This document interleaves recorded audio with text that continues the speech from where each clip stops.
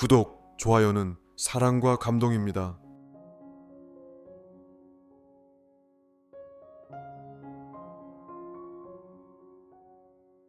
제목: 눈 내리는 밤, 따뜻한 빵 한 조각. 도쿄의 변두리에 자리 잡은 작은 빵집 아오이 베이커리.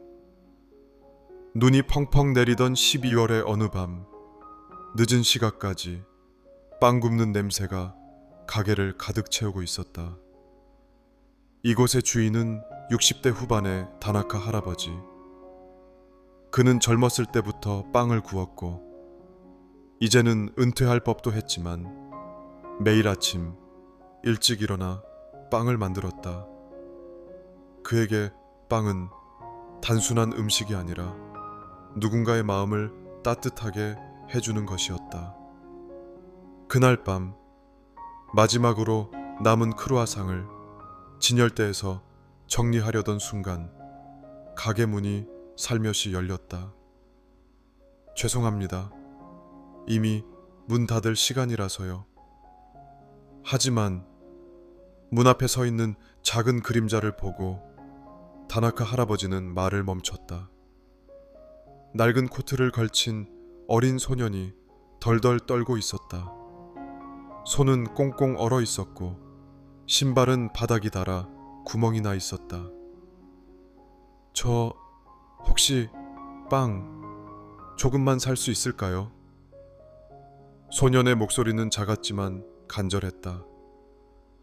다나카 할아버지는 소년의 얼굴을 가만히 바라보았다.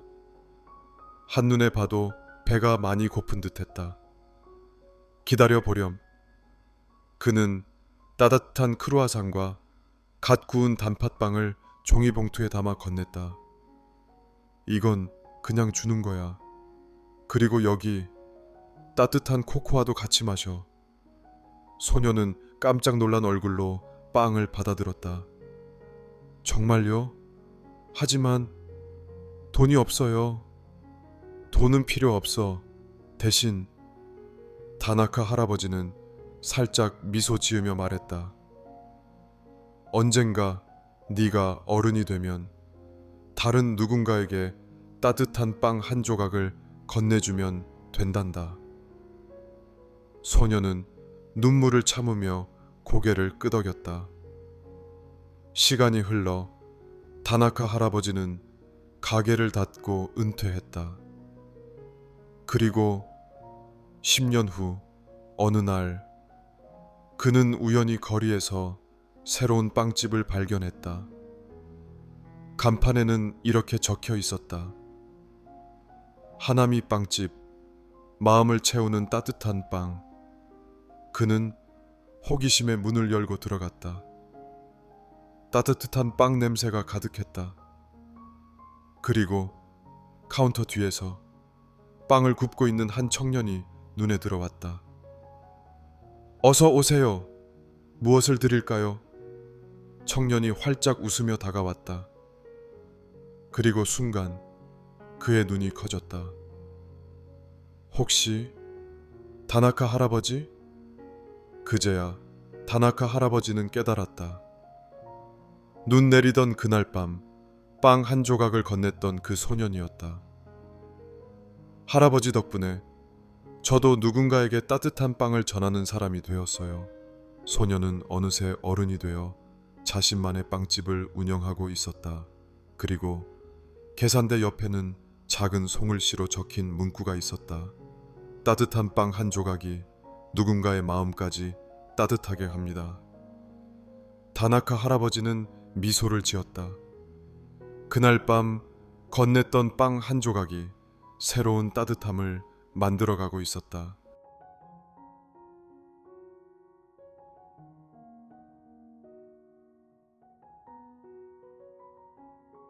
제목: 별이 된 아이와 아버지의 약속. 서울의 밤하늘에는 유난히 밝은 별이 하나 있었다. 사람들은 그것이 그냥 흔한 별이라 생각했지만 그 별에는 가슴 아픈 사연이 담겨 있었다. 강민수 씨는 올해 40이 되었다. 그는 한때 유망한 야구 선수였지만 큰 부상을 당해 선수 생활을 접어야 했다. 이후 야구 코치로 일하며 아이들에게 꿈을 심어주는 삶을 살고 있었다. 하지만 2023년 초 그의 삶을 완전히 뒤흔드는 사건이 일어났다. 그의 하나뿐인 아들 간구진이 세상을 떠난 것이다. 우진이는 10살 난 소년으로 야구를 무척이나 좋아했다. 아버지를 따라다니며 매일 야구 연습을 했고 언젠가 아버지처럼 훌륭한 선수가 되겠다고 다짐하곤 했다. 하지만 그 꿈은 이루어질 수 없었다. 희귀병을 앓고 있던 우진이는 끝내 병마를 이기지 못하고 하늘의 별이 되어버렸다. 민수 씨는 아들의 방에 들어가 우진이의 야구 글러브를 조심스럽게 만졌다. 먼지가 쌓일 새도 없이 매일 들여다보던 물건이었지만 이제는 그 작은 손이 다시 이 글러브를 낄 일이 없다는 사실이 가슴을 무너뜨렸다. 우진이가 떠나기 전 그는 민수 씨에게 한 가지 부탁을 했다. 아빠, 내가 하늘에 가도 나랑 야구 계속 해줄 거지? 민수 씨는 목이 메었지만 웃으며 대답했다. 그럼 우리 우진이랑 매일 연습해야지. 하지만 우진이가 떠난 후 민수 씨는 한동안 야구 배트를 잡을 수 없었다. 공 하나 던지는 것도 힘겨웠고 야구장에서 아이들을 가르치는 일조차 고통스러웠다. 하지만 어느 날 그는 우연히 우진이의 일기장을 발견했다. 아빠는 최고야. 나는 아빠처럼 멋진 야구 선수가 되고 싶어. 그러니까 아빠도 나를 위해 계속 야구를 해야 해. 우리 약속이야. 눈물이 쏟아졌다. 그는 아들에게 한 약속을 지키기로 결심했다. 민수 씨는 다시 야구 코치로 복귀했다. 하지만 단순히 기술을 가르치는 것이 아니라 아이들에게 야구의 즐거움과 꿈을 심어주는 데 집중했다. 그는 야구장에서 아이들과 함께할 때마다 하늘을 올려다보곤 했다. 마치 우진이가 그를 내려다보며 응원하고 있는 것 같았다. 그러던 어느 날 민수 씨가 지도하던 한 아이가 대회에서 홈런을 쳤다. 아이는 기쁨에 차서 말했다. 코치님, 하늘에 있는 별이 나를 보고 있었어요. 그래서 힘이 났어요. 민수 씨는 하늘을 바라보았다. 가장 밝게 빛나는 별 하나가 그의 눈에 들어왔다.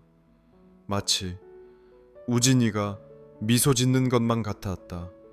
그는 속삭였다. 우진아, 아빠는 매일 너와 야구를 하고 있어. 보고 있지? 밤하늘의 별이 더 환하게 빛났다. 그 후로도 민수 씨는 매일 야구장을 찾았고 우진이와의 약속을 지키며 아이들을 가르쳤다. 우진이는 더 이상 그의 곁에 없었지만 민수 씨는 늘 느낄 수 있었다. 하늘에서 가장 밝게 빛나는 별이 바로 우진이라는 것을.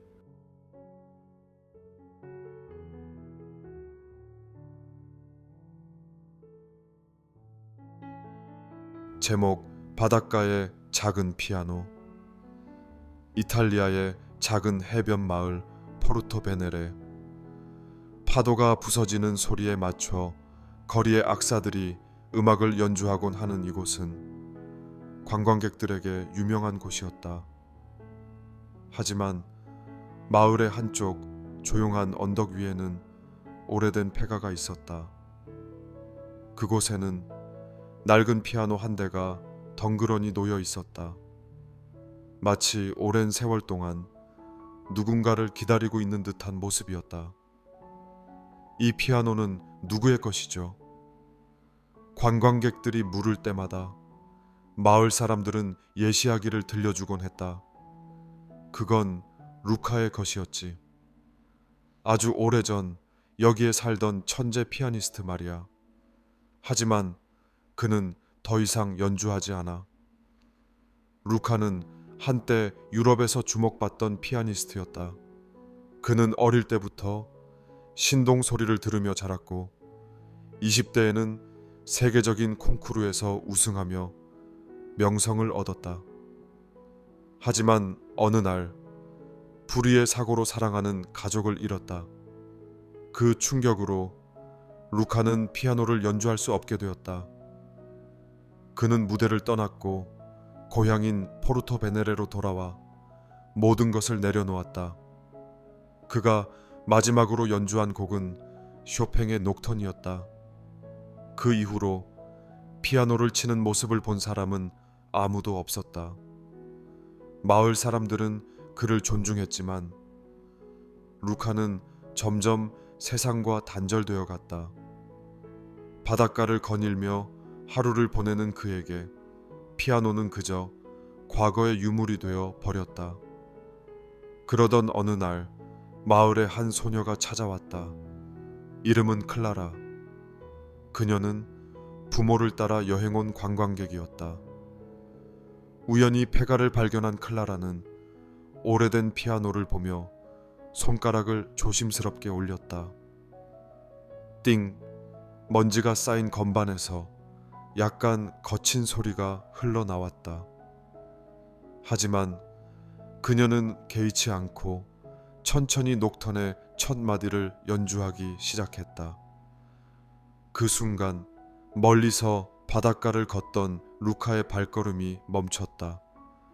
익숙한 멜로디였다.